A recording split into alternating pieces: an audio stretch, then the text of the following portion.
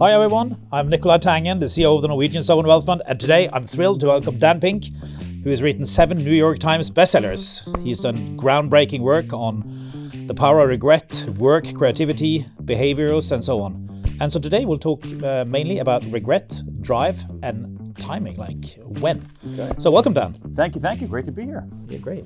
So your latest book, The Power of Regret, explores that we should kind of learn from our regrets. Now, my philosophy has always been to kind of try to learn from it and move on, but you think a bit differently. No, I think we're actually fairly close. What I'm really pushing back against is this idea, especially here in America, where people say, I don't have any regrets. Everything happens for a reason. That the path to a life well lived is to be positive all the time, never be negative, to always look forward, never look back. And that is profoundly bad advice. What made you want to kind of write about this? I had regrets. About what? Of my own. Such as? Well, I mean, the catalyzing moment was when our elder daughter graduated from university, and I was sitting in this very large auditorium, and I was having this kind of out-of-body experience that many parents have, where you see a kid and you think, like, just yesterday, this 22-year-old woman was 2 years old. How did this happen? And then internally, I thought, how is it possible for me to have a 22-year-old kid when I'm like only 25 myself? Yeah. And it just didn't compute. And I started thinking about that. I started thinking about my own college experience, and I had some regrets about my own college experience. I wish I had taken more risks, wish I had been kinder, wish I had worked harder. And when I came back to Washington, where I live, after this graduation, I knew that nobody wanted to talk about regrets. I was really conscious of my regrets at that time because of this marker in my life. But I knew that nobody wanted to talk about regrets. And why is that? You know, it's one of the most popular tattoos. I'm not very into tattoos, but supposedly it's one of the most popular tattoos, no regrets. But because the tattoo is BS. The tattoo is performance art. When I came back thinking that nobody wanted to talk about regrets, and I talked about my own regrets, I discovered that everybody wanted to talk about their regrets, that everybody had these regrets. They were just looking for the opportunity. So what's happened, Nicolai, is that we've been sold, especially here in America, and I think that there is something, this no regrets philosophy is distinctly American, because I think Americans are over-indexed on positivity. Scandinavians, they understand negativity. Well, we are dark. Yes, precisely. You understand negativity. And so what I'm saying, what we know empirically, this is not a philosophy, what we know from science is that the path to a good life is to be positive most of the time, but not all the time. To look forward a lot of the time, but not all the time. And so what I'm trying to do is recalibrate our understanding of this emotion, because if we interrogate it, if we understand it, if we scrutinize it, if we listen to our regrets, it leads us to a better life. But it's universal. You say it's particularly in America, but it's universal, right? It's all over the place.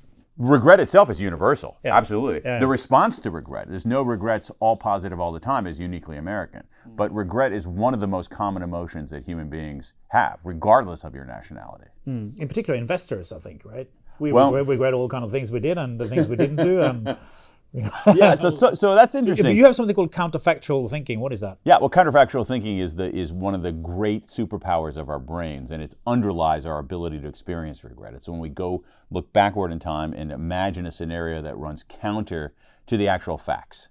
And it is an incredible cognitive capacity. It's one reason why 5-year-olds don't have regrets, because they can't do counterfactual thinking. And so it's part of what makes us... So how does that work for an investor then? How can an investor use that? Well, it depends. So I think it's tricky with an investor, because you can go back and look at a decision that you made, right? And you can evaluate it in 2 different ways for an investor, and other kinds of things as well. You can evaluate it based on the actual outcome, and I think that's dangerous. I think what you need to do is evaluate it based on what you knew at the time. What you knew at the time, and was this a good decision at the time? You can say, I'm going to I put $2 million in a crypto fund because it seemed like the thing to do, and maybe it worked out, but that might not have been a good decision at the time. It could have been that you put $2 million into some other kind of fund, and it was a smart decision at the time, and it hasn't worked out or hasn't worked out yet. So you have to scrutinize the decision itself rather than the outcome. So Howard Marks is talking a lot about that we should be careful judging a decision on the outcome. Annie Duke, who's been on your show, has talked about this. Indeed. She talks about people being outcomists. and that's the dangerous way to evaluate decisions. Yeah. Okay, you mentioned that there are several types of regrets. I think you divide them into 4, and one is the foundation regret, right? The fact that you didn't work harder. Yeah, well, pretty much. Well, you worked hard. You did a law degree at Yale, so you must have worked very hard. So just to give some context to this, what I did is I gathered regrets from people all over the world. I put an online survey, a qualitative piece of research. And we now have a database of regrets from about 26,000 people in 134 countries. So it's pretty remarkable. And around the world, it seemed people had the same 4 core regrets. One of them was this regret that I call foundation regret, which is, actually it's interesting because I think there's a financial component to it. It's small decisions people make early in life, no single one of which is cataclysmic, but that leads to terrible consequences later on. And so the classic one is I spent too much and saved too little, and now I'm broke. So this is like the marshmallow test, right? A little bit. Yeah. Okay. So people are good at deferring. You rather party than doing your homework. A little bit. I mean, in the book, the example I use is the famous fable of the grasshopper and the ant. Yeah. And so, but it doesn't really matter. I think one of the interesting things about regret is what's going on underneath the surface. So it's not about financial regrets. It's about not doing the work in the short term that pays off in the long term. So it could be things like health. I ate too much, I didn't eat right, and I didn't exercise, and now I'm profoundly healthy. I didn't treat my kids well, and now I'm estranged from them. So it could be things like basically small decisions that accumulate early. It's like the Hemingway line where these 2 characters are talking, and one guy says, the American guy says, I went bankrupt. And the guy says, how'd you go bankrupt? And he says, 2 ways, gradually, then suddenly. Yeah. And that's how people experience these foundation regrets. Absolutely. Well, we can talk about budget deficits perhaps another time. Yeah. But, okay, boldness regrets. Well, I mean, budget deficits are the ant and the grasshopper right there. It's just that the reckoning, the winter, seems to be endlessly deferred in that case. Yeah. Boldness, very common regret, and I think a really interesting one about the human condition. You're at a juncture in your life. You can play it safe, or you can take the chance. And overwhelmingly, people regret not taking the chance. Much more than even people who took a chance and it doesn't work out for them. It's not taking the chance. And again, it's not domain specific. I stayed in this dead-end job instead of starting a business because I was too scared. I didn't ask somebody out on a date. I didn't travel. I'm at a juncture in my life. Play it safe, take the chance. And when people don't take the chance, not all the time, but overwhelmingly, they regret not taking it. When should you have been more bold? When should I have been more bold? Yeah. Oh, I should have been more bold about my overall education choices.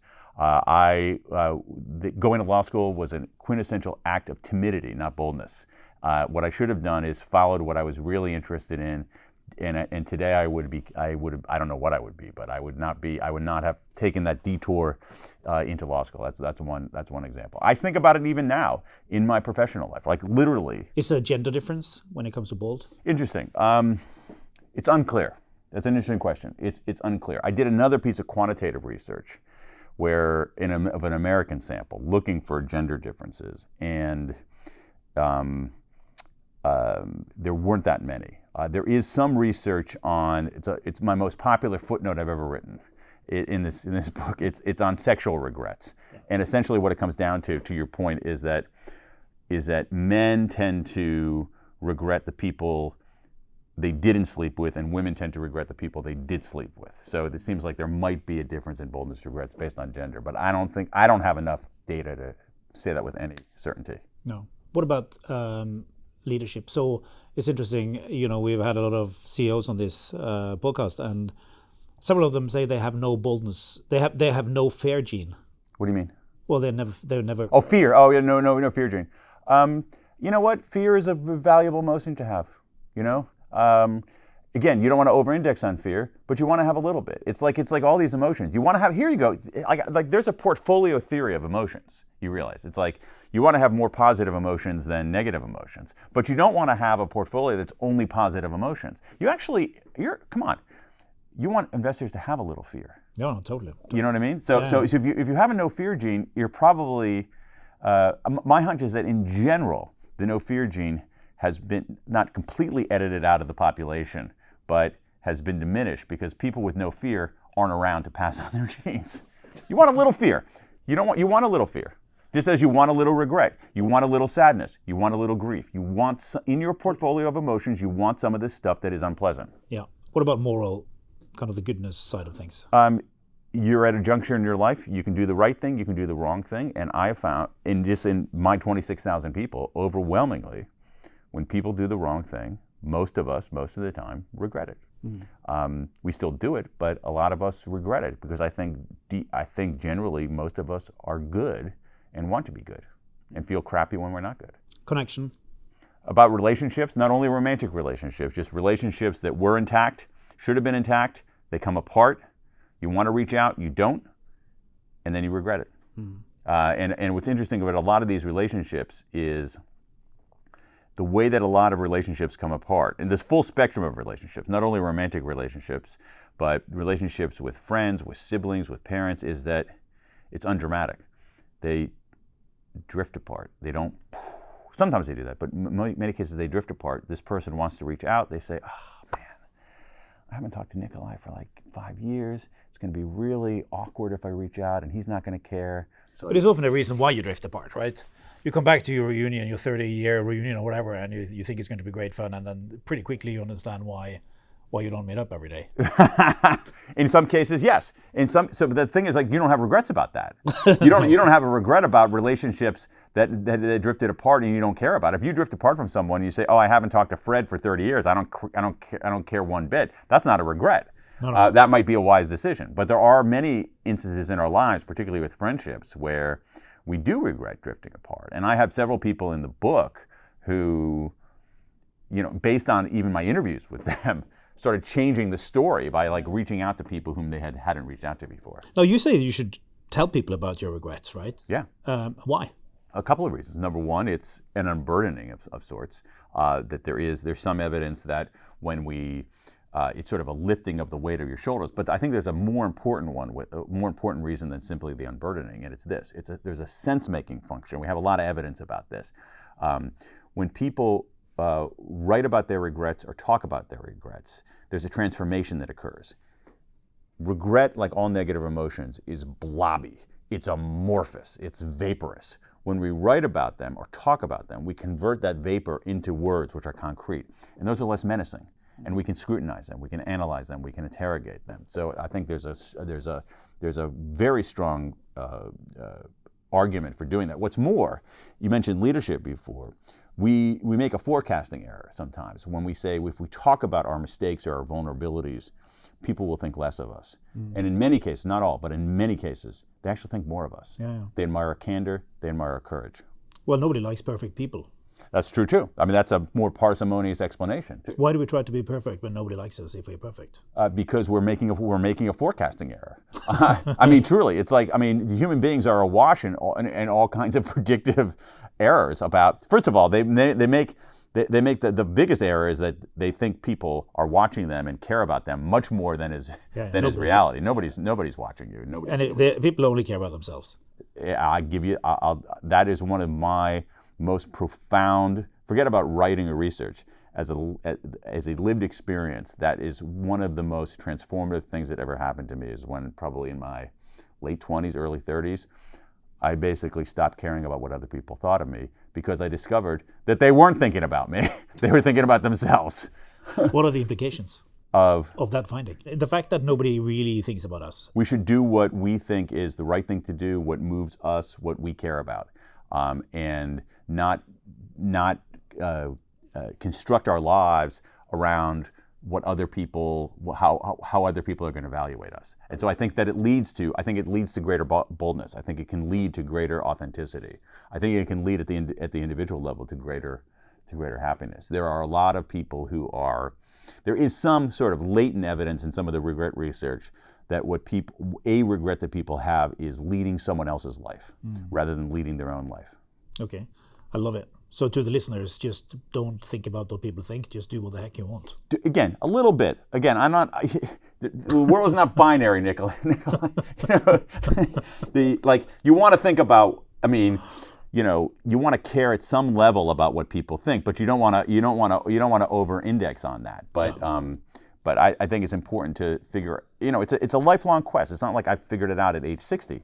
Who am I? What am I about? Who do I care about? Who do I love? What contribution do I want to make to the world?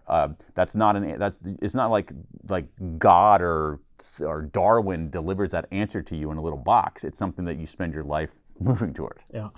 One kind of last fun thing from the book I thought was that you photograph the Olympic kind of champions, right? The gold medal winners are really happy, and the bronze people really happy. The silver people not happy.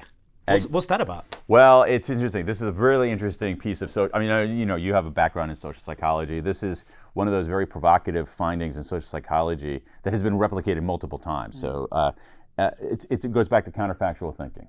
There are two kinds of counterfactual thinking we can do.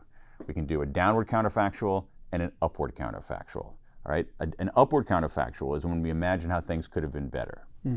Upward counterfactuals, that's regret. They make us feel worse, but they can help us do better. Downward counterfactuals are when you imagine how things could have been worse. So I see a lot in the database, particularly when it comes to romantic regrets, mostly women saying, I regret marrying that idiot, but at least I have these two great kids. So I can imagine how things could have turned out worse. In the Olympic medal example, the silver medalist was like, if only, I write about a bike race, if only I had pedaled a little bit faster, I could have been a gold medalist. The bronze medalist is like, at least I finished third rather than that schmo who finished fourth who doesn't have any medals at all. Exactly. I think it's so funny because I did this very difficult study in the intelligence service where we studied Russian. And we were 16 people and I was second to last. I was just kind of hanging on with my nails. I'm so happy. I'm like super happy. Can you imagine? Being in last place? I nearly failed, and I managed to scrape through. That's a downward counterfactual. Totally. Yeah. So upward counterfactual is if only. Downward counterfactual is at least. Yeah. So at least I didn't finish last. At least I passed. Moving on.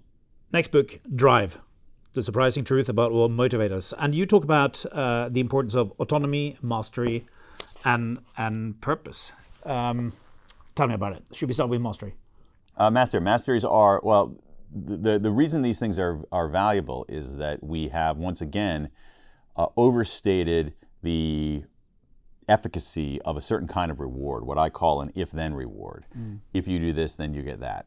What psychologists call a controlling contingent reward. What the research shows pretty clearly is that, not in all cases, but in many cases, if-then rewards are good for simple tasks with short time horizons. They're less good for creative, conceptual tasks with longer time horizons.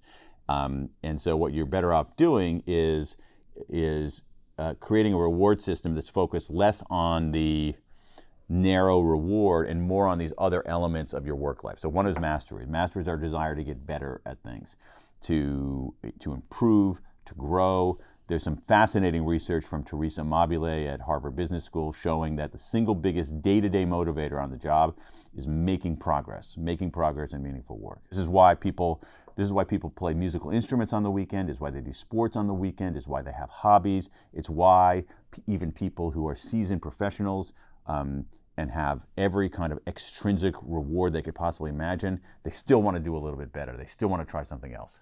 Why does micromanagers kill pleasure?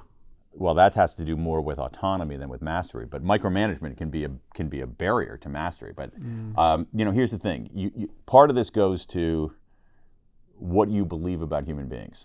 Do you believe that most human beings are autonomous and self-directed and want to do decent work, or do you believe that most human beings are shiftless, lazy, and don't care? Now, in many cases, people believe the first thing about themselves always, but they believe the second thing about other people, which doesn't actually compute. And so micromanagement is thwarts autonomy.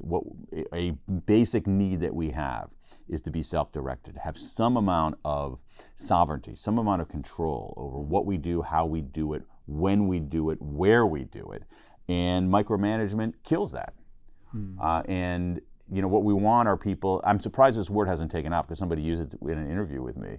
When I was interviewing somebody, we need macro managers who essentially set the direction, hold people accountable, and give people the tools they need to get better and do the best work they possibly can. I think it's interesting. Sam Altman, he said that when you ask people to do something, don't be too descriptive about what you want to achieve. About what you want to achieve. Yeah. Yeah. That's possible. I think you certainly don't want to be too descriptive about precisely how to do it in many cases.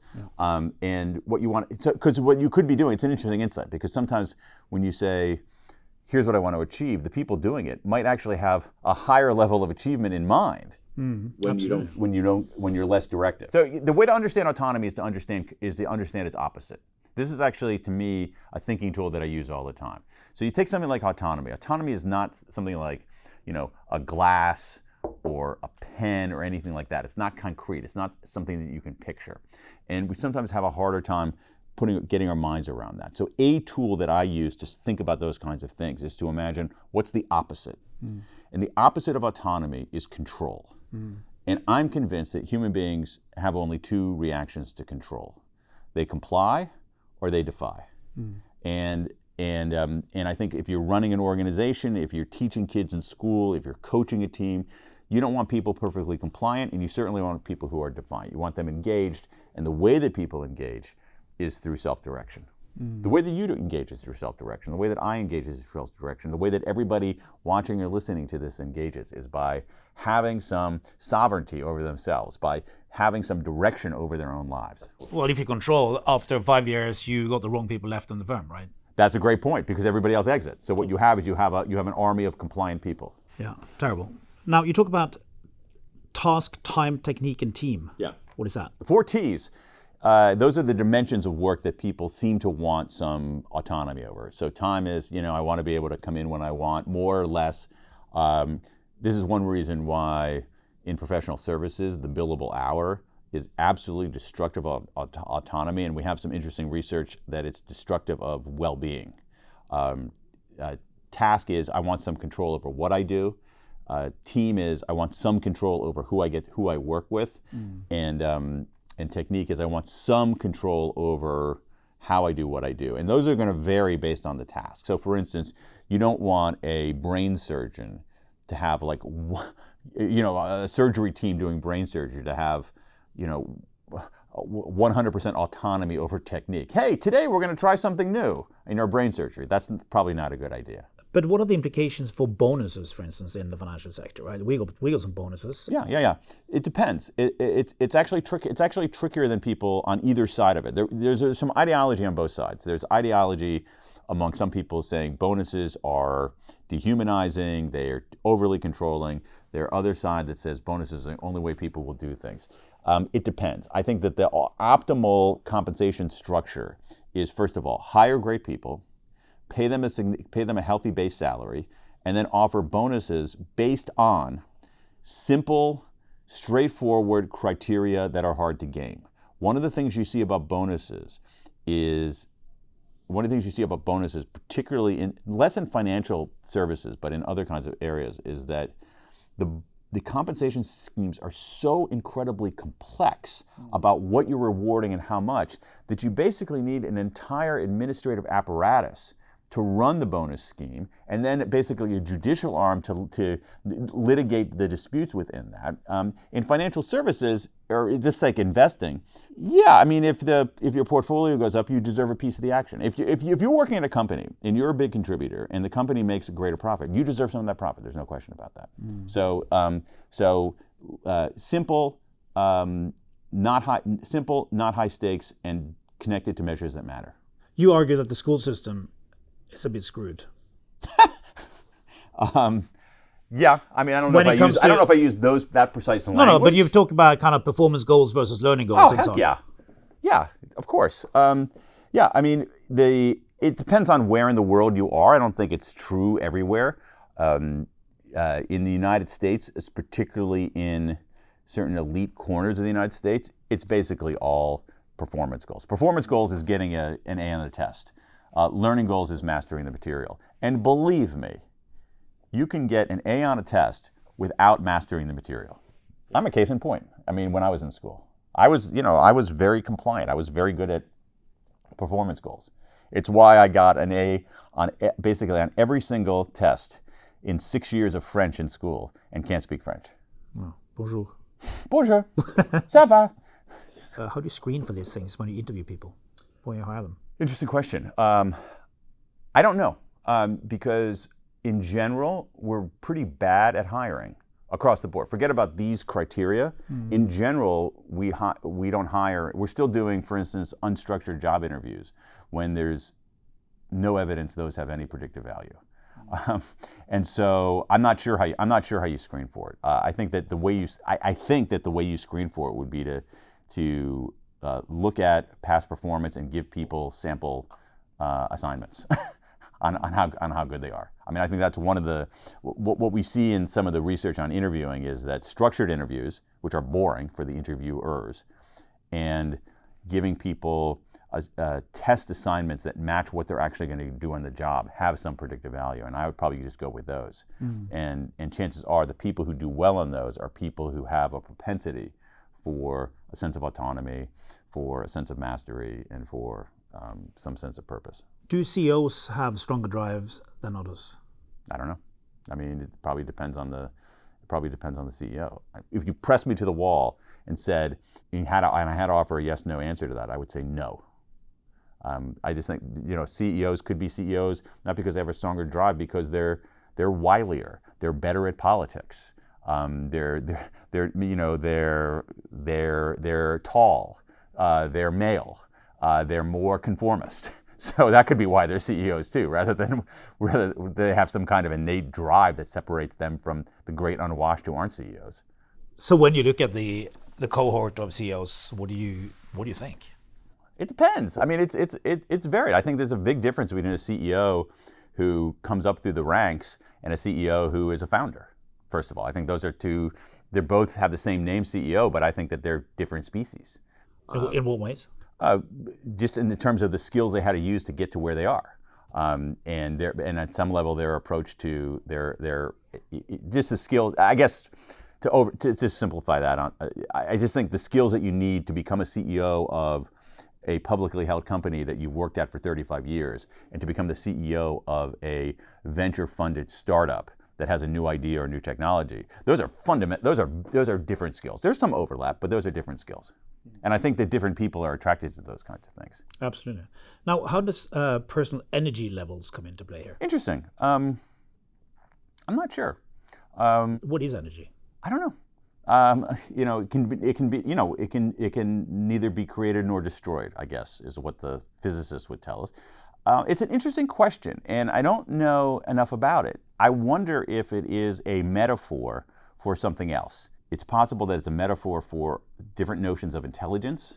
It's possible for different aspects of personality. I'm skeptical. I don't know. Again, just to be clear on that, I'm skeptical that it's a thing in itself. I'm skeptical that energy, at the sense that we're talking about, is a thing in itself. I'm convinced it is a metaphor for something important, though, and it could be ambition. It could be intellectual capacity. It could be some other kind of personality trait. Extroverts are probably perceived as more energetic than other people. Perceived, yes. You think they are? I don't know. It could be. It could be that they are. They're certainly perceived that way. Here's the thing. People who are manic have very high energy levels. So the idea that a high energy level is inherently a good thing and produces good results is something that we have to question. Oh, and I guess ADHD is we're just trying to medicate them. Absolutely, and that there could be downsides to that. I do think it's an interesting question, though, and I don't think Jim Lohr and what's his name, Tony Schwartz wrote a book about this maybe 20 years ago, about how we should not manage our time, but we should manage our energy as a personal matter. But I don't think that there is much in the way of good quality research on what you and I know what we're talking about. I think that's what's so interesting. You and I know what we're talking about. We can have a conversation about energy, and we understand what we mean. But if I press, how would you define energy? I mean, it's something you radiate. It's something that keeps you going when you're tired. It's something that makes you wake up early. It's some kind of inferiority complex that makes you work very hard. I mean, there's lots of things. Right, exactly. So I think it's like a proxy. It's a metaphor for something else, and it could be a mix. It could be a mix of things. Yeah. Do you think that you have a high energy level? Well, I wake up early for sure. Do you? But that's part of that is biological. No, I know. Yeah, yeah. And we are moving on. Well, to that. how about that for a segue? Segue into your next book. When? Why is timing important? What is it with timing which is important? Well, there's so many aspects of timing that are important. I think the error that we make in navigating our lives is thinking that timing is an art when it's actually closer to a science. There's an incredible, this is one of my favorite, I love all my children, like all the books I found are fascinating. This book, When, I wrote largely because I wanted to read it. I realized I was making all these when decisions and I didn't know how to do it. And when I started looking at the research, there's a massive amount of research out there on when to do things, but it's splattered across all different domains. So there's some in economics and biology. There's, as we hinted at, there's a whole field called chronobiology. And so I think the lesson of that is that we should make our timing decisions based on science rather than on intuition. And how would that work? So what do you do when? So there are different dimensions of that. One of them is, what do you do at a given day? And I think to me one of the most powerful stats that I came across in that research is that time of day explains 20% of the variance in performance. When you think about that, that's incredible. And that's based on like scientific data that you had from lots of tests, for instance, in Denmark. Exactly. It's not just in one particular place, but throughout.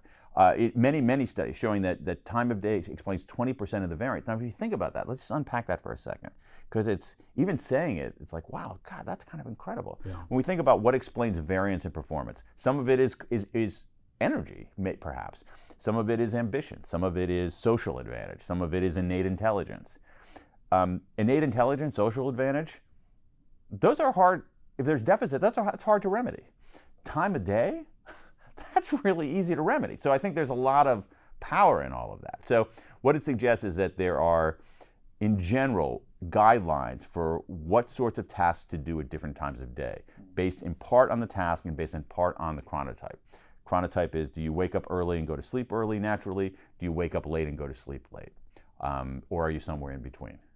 Now, you say you wake up early. Do you go to sleep early? Yeah. I'm like 9:30. Yeah, great. So until 5. Perfect. So you're kind of a lark. You're someone who has a much more of a morning chronotype. There are a lot of advantages. And you're in between.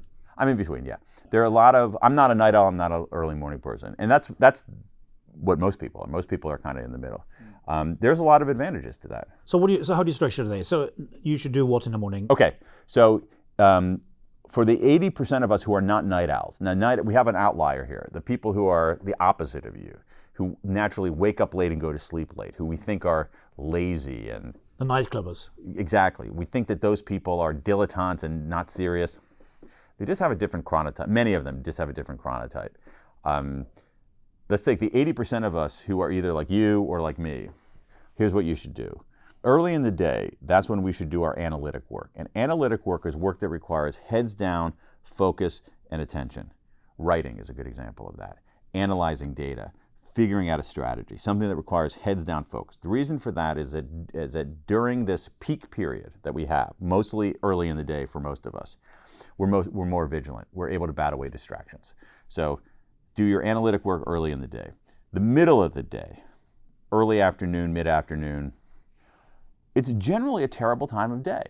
And we see there's incredible research on like healthcare, like errors in healthcare in the afternoon, lack of hand washing in the healthcare data. You don't want to have an operation in the afternoon. You absolutely do not. Nobody in my family is permitted. I mean, if you get hit by a bus and there's no other choice, yeah. But a discretionary, there is nobody in my family who is permitted to have a medical procedure in the afternoon. I'm not joking around. How much worse is it? It depends. But you have anesthesia errors 4 times more likely. Oh, wow. You have doctors and nurses and other big drop-off in hand washing. If you look at, there's some fascinating research on both even just regular doctor's appointments, the prescribing of unnecessary antibiotics and even opioids, much greater in the afternoon than in the morning. Wow. Yeah. And so that trough period of the day, if you can, where you can, you want to do some of your administrative work.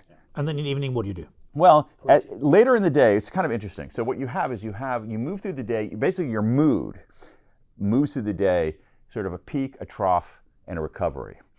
Your vigilance is highest here. So if you look at later in the day, late afternoon, early evening, what you see for most of us, we'll talk about the night owls in a moment. What you see for most of us is rising mood, but lower vigilance. That makes it good for creativity, for things that don't require, inhibition. So brainstorming is a great example of that. Brainstorm in the afternoon, not in the morning. People are too vigilant in the morning, most of us. So they're going to knock down the good ideas. They're going to knock down the outlandish ideas. Here, so do your more creative, iterative work. And so where you can, push your analytic work early, your administrative work in the middle, and your iterative, creative work later in the day. Now, if you're a night owl, the world is unkind to you. You're a lost case. Yeah, you know what? I don't put it on the night owls. I put it on the people who employ night owls. Let your night owls do their thing. If they want to work in the middle of the night, let them work in the middle of the night. Don't make them go to an 8 o'clock staff meeting and when they can barely open their eyes, think that they're somehow lazy. What we see with night owls, though, is interesting. Night owls, more likely to have addiction problems, more likely to go to jail, but we also see night owls testing higher on both creativity and general intelligence. Well, they're probably more likely to be musicians and artists and painters. It could be that people who, and I think there is some interesting, I don't think we know it very well, that there is some interesting ways that our chronotype can steer us to certain kinds of professions. So for instance, there are people who, it is anecdotally, who say, I want to be a school teacher, but they don't have they have like a night owl chronotype. And you got to be with 28 7-year-olds at 7:30 in the morning. That's miserable for a night owl, and so they don't last as that. Dan, what's the key to good breaks? The conceptual key to breaks, and this is important, is thinking of breaks as part of your work rather than a deviation from your work. Not thinking of breaks as a concession, as a weakness, but thinking of them as integral to your work. Number one, something is better than nothing. So even a short break is better than no break at all. Second, social is better than solo. So that breaks with other people are more restorative than breaks on your own, even for introverts. We know, not a surprise, moving is better than stationary. So having a break here, sitting, staring into space, not as good as just going out for a walk. Very interesting for, I think around the world, is outside is better than inside. And this to me is one of those insights in science that is underappreciated. The advantage of being outside, the advantage of being, and I don't mean in a national park, I mean, you and I are talking here in Washington, D.C., taking a walk outside in Washington, D.C. and seeing the trees. And then finally, the importance of breaks being fully detached. People. What does that mean? It means that, hey, I'm going to take a break now and go out for a walk, and you spend your whole walk looking at your phone. That's not fully detached. Does it mean that taking a break at your desk and looking at the screen is a good thing? It's probably not a good thing because it violates the outside and the in motion and the social side of it. So that's probably a bad. That's a suboptimal kind of break. Yeah. The optimal kind of break is in the afternoon, go out for a walk, 15, 20 minutes with someone you like, leaving your phone behind, talking about something other than work. That's a good break. Good. Naps. Naps. This is one of those cases where the science changed my position, my political position. I was politically opposed to naps because I thought they were a sign of laziness, and I always felt terrible if I didn't take naps very often. If I took a nap, I always felt terrible. I would wake up really groggy, sort of ashamed of myself. What it shows is that... The problem in my head was that every time I took a break, my boss came in and thought I was... It was so bad. But now, the reason why I want to talk about it now is so that everyone understands that I'm taking a nap for a reason, a good reason. It's a sign. If you walk into Nicolai's office and he's taking a break, it's just another marker that he's an extremely high performer. That's how you should interpret that. Thank you. Naps are okay. They're not for everybody, but there's some pretty good evidence that they can smooth things out, particularly short naps, which really surprised me. So naps under 20 minutes are incredibly restorative. You nap longer than that, you begin to develop what biologists call sleep inertia, which is essentially like the kind of groggy, boggy feeling you get. But a very short nap is powerful. What is a nappuccino? That is the scientifically optimal nap, where I've done this on bad days. I'm not a huge napper, but I will. And this is what I do: is I sit in a chair in my office. I drink a cup of coffee. Okay, I don't even enjoy it. I actually just put ice cubes in hot coffee, guzzle it. Okay, 25 minutes. And I set my timer on my phone for 25 minutes. I close my eyes. I put in noise canceling headphones, I close my eyes, I put my feet on an ottoman, and I can usually fall asleep in, it depends, 7-8 minutes. Okay, so 7-8 minutes, let's say it's 8 minutes, that means I have, and then I set my alarm and it goes off 25 minutes later, so let's say that means I have a 17-minute. If it takes me 8 minutes to fall asleep, that's a 17-minute nap. Perfect, all right in that 10 to 20 minute window. But here's the key. So I've already won right there.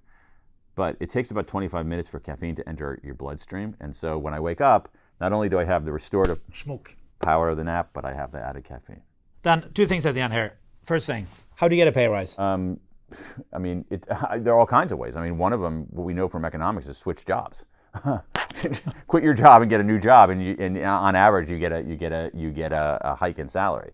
I think if you're going to go ask for it, the key is to, especially, and I think this is true from some of the persuasion research, is that if you're going to ask for a higher salary, always put it in your boss's interests. Not in your own interest, but always in the boss's interest. And how do you do that? Well, why is it in his interest that you should get a pay rise? Because you're going to be less likely to look for another job. You're going to be happier where you are. You're going to have the boss is going to have a reputation for fairness. And lastly, we got tens of thousands of young people listening to this. So what is your advice to young people? There's all kinds of advice, but I think the first one is that there's this notion among many young people, particularly kind of high-achieving young people, that they need to have a very distinct plan. That the way to navigate a career, the way to navigate a life, is almost to move this piece here, which will lead to this thing here, which will lead to this thing here, which will lead to this thing here. This very meticulous kind of planning. And I think that's a big mistake. I always tell people, find somebody you admire and ask them how they got to where they are. And invariably, 95 times out of 100, the answer to that question will be, it's a long story. Because the path was not linear. It was chaotic. It was backward and forward and up and down and so forth. It wasn't this carefully created set of moves. And so that's the thing that I would tell them is make your decisions for fundamental reasons more than for instrumental reasons. Make your decisions. Like I see so many young people, particularly high-achieving young people, who take a job, and the reason they take the job is they think it's going to lead to another job.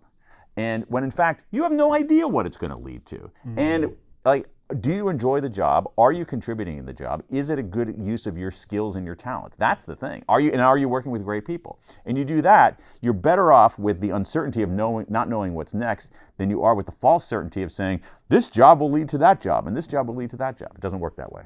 Well, Dan, this has been tremendous. Love your books. Thank you. Very interested in where you will take us next. You don't have to tell us now, but we cannot wait to see it. So you'll be the first I tell. Fantastic. Thank you so much.